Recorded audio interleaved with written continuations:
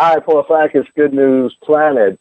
May is Mental Health Awareness Month, reducing the stigma surrounding mental health, breaking down the barriers to receive care, especially for soldiers in the Army Reserve. And we're really honored today to have Colonel Melissa Mitravich here. She's the Director of Psychological Health Programs, United States Army Reserve Command Surgeon Directorate. And hello, good morning, Colonel. How are you today? Good morning. I am doing fantastic. And the Colonel has worked very hard. She has diplomas, I guess these are, FHP-PC, MSN, I think these are like TV stations, MSS, and AN. What kind of degrees are those, if you don't mind me asking? Not at all. I am a family nurse practitioner that's board certified. I have a master's degree in nursing, and I have a master's in strategic studies. Okay, well, you are well prepared, and you have a very important job. What you do is very important. Actually, I will say up front here that we've also been involved with the Fisher House here in New York. I've been a host for some fundraisers for the soldiers. I know Zach Eskel, who has an organization called Headstrong that he's been involved with the soldiers. We care about our soldiers, I feel, in America, and you by far. So tell us about what you're doing with our Army Reserve people, please.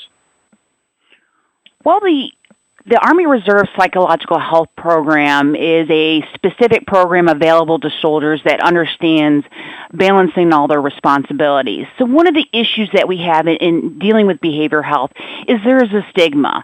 The stigma is a mark of disgrace or shame associated with a specific event. And here we're talking about receiving behavioral health services.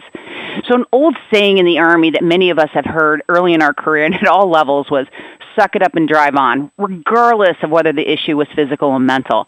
That is just not the case in today's Army. Okay. So what is the case in today's Army? Well, soldiers are afraid to get help. They are hesitant. They're afraid, as I said. They're ashamed to seek help or report problems through official channels in such a way that their leaders, peers, or subordinates would be made aware of.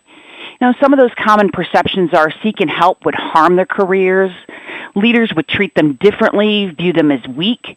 Their leaders, peers, or subordinates would have a lack of confidence in them, and that their treatment would be kept confidential. Soldiers are concerned that they may even lose their security clearance, or worse yet, being booted out of the Army. So the Army Reserve Psychological Health Program is working to break down those barriers and stigma of receiving mental health care.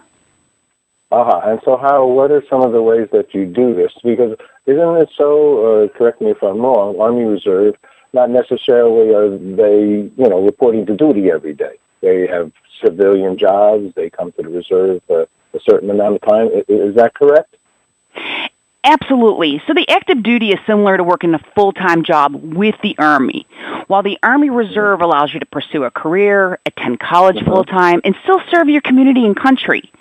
That means the Army Reserve soldiers experience a unique combination of stressors, as you mentioned, such as holding a civilian job, school, family, work, all while still serving as an Army Reserve soldier. And that's why the Army Reserve has this specific program available to soldiers and their families that understand balancing all those responsibilities. Do you work directly, say, then, with a soldier, or would you potentially, possibly even work with a company if needed, such as human resources usually seems to me to be one of the departments in a corporation, if it's a larger corporation, that deals with concerns that an employee might have. Absolutely. The Army Reserve Psychological Health Program assists individuals in achieving optimum behavioral health by connecting soldiers and their family members with resources they needed. Some of those resources could be clinical assessments, referral for mental health, employment, housing, and finances. And we do work with local companies at the soldiers' local level, the state level, the national, and the federal level. Whatever we can do to connect soldiers and their families to resources. What would you say is, in essence, the most common concern that you're dealing with? Most common concern that we're aware of mostly is unemployment. Unemployment, did you say? Absolutely. Soldiers, that causes, with COVID experience that came on, mental health has even been more important topic throughout the pandemic. And the mental health and safety of our soldiers and families has to remain a top priority during the COVID-19 pandemic. And many soldiers did lose their jobs because of the closure of businesses. So the Army Reserve Program, among other resources across the Army, continue to facilitate not only behavioral health services, but again, resources for the soldiers and the family members who need them. So that's really very, very wonderful. I mean, and we're all praying that we come out of this concern of COVID, sooner than later, and it's starting to appear that it's sooner now, a little bit more so, and so.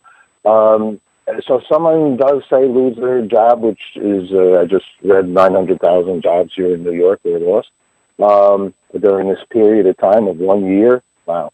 And so, maybe some of those were our Army Reserve people. So you're another source, which is actually really pretty darn good, because the others that don't have that outreach have to now kind of try to figure it out on their own. Right? I mean, that's one of the benefits of joining in with the Army Reserve. And I know you have lots of different kinds of jobs within the Army Reserve as well, don't you?